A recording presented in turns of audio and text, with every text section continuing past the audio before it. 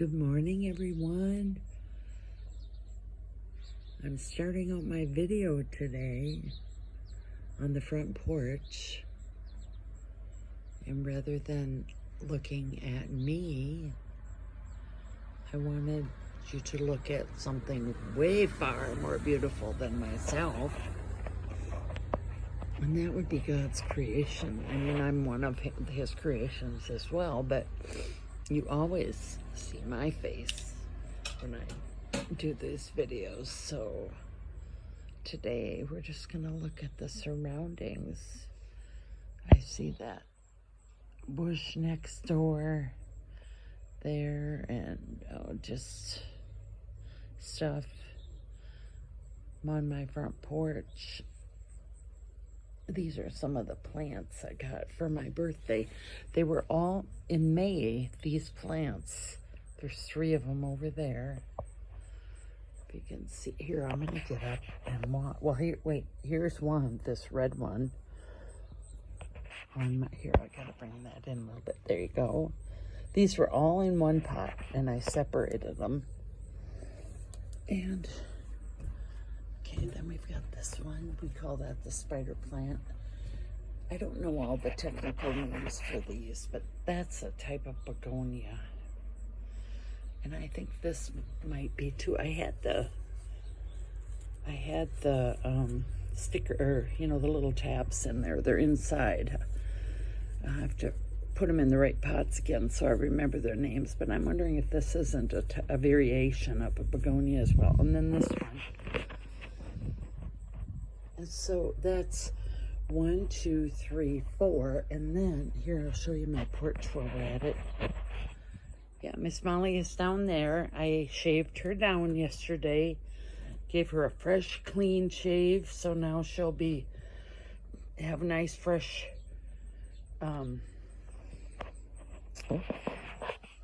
fresh hair growing in for the winter. And she's got her blanket out here because she's shivering.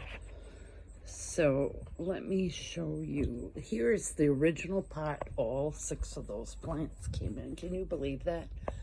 Look at that begonia. It's just overtaken the front of the pot. And then that big, I don't know what you call that. That's just gotten huge. So this week, one of my jobs that I have on my list is to repot these plants again into bigger pots and get them even more separated. For instance, that spider plant, there's actually 2 separate plants in there, so I'm gonna divide those out. And I wanted to show you, I'm gonna zoom in on the hills, the forests of the Alleghenies. So there, this is all the Allegheny Mountains over there. I'm in the midst. I'm 2,400 feet up. So, I'm in the midst of the Allegheny Mountains, and I've probably shown you some of these before. So some of you might say you've seen this already, but you know what? God's mercies are new every morning. So when I come out here, I look at these all fresh, and yes, I'm surrounded by all these gigantic buildings. That's kind of a Pennsylvania thing. They like their buildings big and huge, but they were one of the first states to come into the Union to be free of England. And this is Philadelphia is where it was at, where everything was signed. And I think they make their stand on the principality of that we are free, and we're going to be big and bold and beautiful in all these hills and beautiful areas in Pennsylvania that I've yet to explore. And yeah, this is all the lumberyard. It's all along the railroad tracks, and then back over there is lumberyard, and then the tracks are right behind that back far building there against the trees. That's where the tracks go, east and west. Trains go both ways, and this is one of the biggest hubs here in all of USA for trains transporting goods. from the East Coast to the West Coast. And then that big building is the building for, I think it's called Digel Construction or something. You know, I've seen that name before, but it just doesn't gel with my mind what the name of it is, but it's on that sign. And yeah, and then behind there is another one of their buildings. It's back up against the railroad tracks with piles of lumber. And then, of course, we have our fire. Here they call them fire companies. That's our fire company with the volunteer firemen. It's a volunteer fire station. And, yeah, so they have activities, volunteer activities going on down there. So this is the little borough that I'm part of and have kind of planted there. And there's my green car, Kia Soul. I have to tell you a little story. So my last job that I had before I retired was in Arizona. It was a company over in Scottsdale. It was the nicest company. Small company. I'm sure it's grown quite a bit by now, but they were very classy. It was just a very classy company. Being in Scottsdale, well, to you Minnesotans, think about, if you think of a classy suburb in Minneapolis, St. Paul, it would be Edina. Think of it as that. And for you in Arizona, Scottsdale would be that suburb, I believe, or one of them. Fountain Hills, I think, is another one that's kind of classy. But they had security officers when you went into their beautiful building.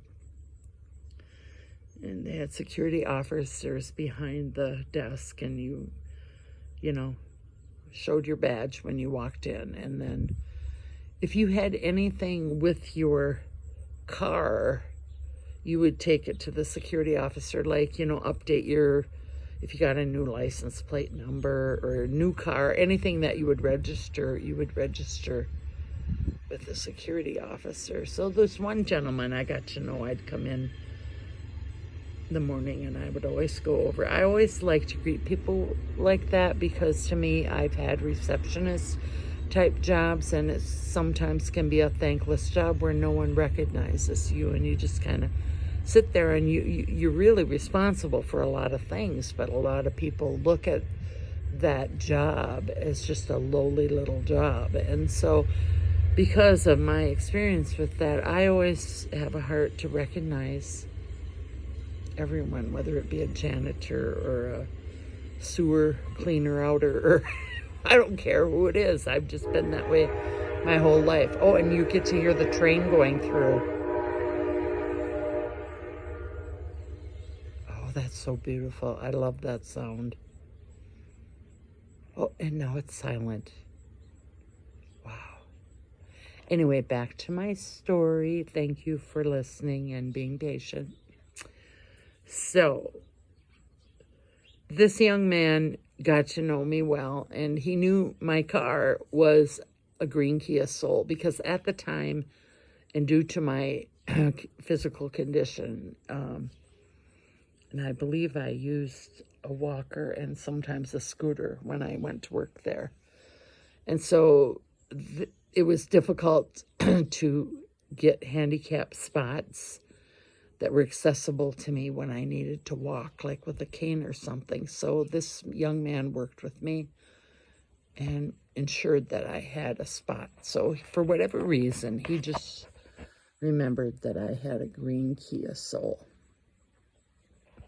So me, being the spiritual person that I have been since I came to know the Lord to live in my heart when I invited him in at age 27, I took that very seriously, and I kind of take things to the nth degree. My whole life is centered around spirituality, the good, the bad, the ugly of it. And so my mindset in the morning as I walked in, and this young gentleman, who I don't remember his name anymore, but he greeted me this way. He said, "Good morning, Patricia. How was your soul?" And I got a dead cold look on my face, like, what? It was like, what? Because I'm thinking of it in the spiritual realm. And then all of a sudden I knew he meant my Kia Soul sitting out in the parking lot. So I just looked at him and I said, "They're both doing well." And he started laughing because he knew I meant my car and myself as well. So it was just kind of funny. So that incident brought to my mind that it's no coincidence that I, Patricia, would buy a car such as this, as it spiritually means a lot to me. And the color of my car is officially called alien green. And saying this next statement, and in all solidness, confidence, and security, and without any self-pity, none of it, I can say, I truly, and I can say with honor, have felt like an alien on this earth my entire life. And it's all good. It's all good. It's all good. Some of you may understand that, some of you may not, but I am an honored and blessed woman, and I so appreciate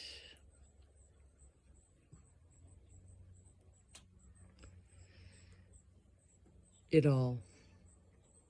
And I get to thinking, and like in a big ball at times, like everything is in that big ball and I want it all.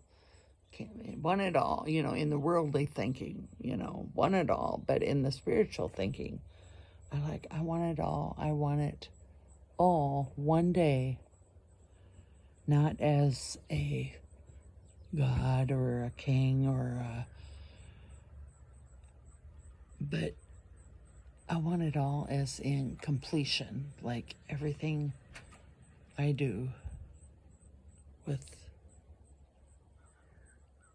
completion. And one day that will be completion, and that will be in heaven, where I know already that all my loved ones will be there to join me, because God has promised me that in His Word. And if you don't believe things or you doubt them, all you have to do is read the Bible. If you don't understand it, invite the Holy Spirit in. If you're a believer, ask the Holy Spirit to come in and receive. And it's part of God taking over your life once you accept Him and allow Him to rule and reign in your life, and not the flesh, this fleshly body that will one day be gone, and my spirit and soul will be in heaven, and I'll get a new body. I don't know what that looks like because I don't have all the answers, but God does. The Holy Spirit does. And as He teaches and guides us and shows us, right down to the little lovely Molly, who is in her senior years, and she now weighs 10 pounds. And in her heyday, she was always around 17. That would say she was overweight, but that was her weight. That's what the vet said. But, Molly's comfortable weight was 17 pounds. But now, as she is, actually today is her 17th and a half birthday. She was born February 3rd of 2008. And it's hard for her to walk, but today is the best day she's had in 3 days. And she's had a little bite to eat, and she's gone potty all outside, and she's moving around. And I try not to help her, because if I'm there to pick her up every minute, she doesn't have to do it herself. So I'm trying to encourage her. And when all is completion and her assignment is done here on earth, she will be joining all those loved ones and loved pets, and Grandpa Clyde and Daddy Paul, and she'll meet Grandma Mabel and Great Grandma Adelia and all the other people. She's aiming towards her blanket now. Yeah, Molly, she likes the warm sun on her body. I'm just allowing her to be free this morning, and she was shivering a little while ago. But yeah, she loves that warm sun on her body. And so here we are, from the big, the medium, the little, the small, the extra small, to the big, grandiose in the sky. And God is bigger and mightier than any of it. We're his creatures here on earth that he has made. And he is in control over it all. I love y'all. Have a great day. Be blessed.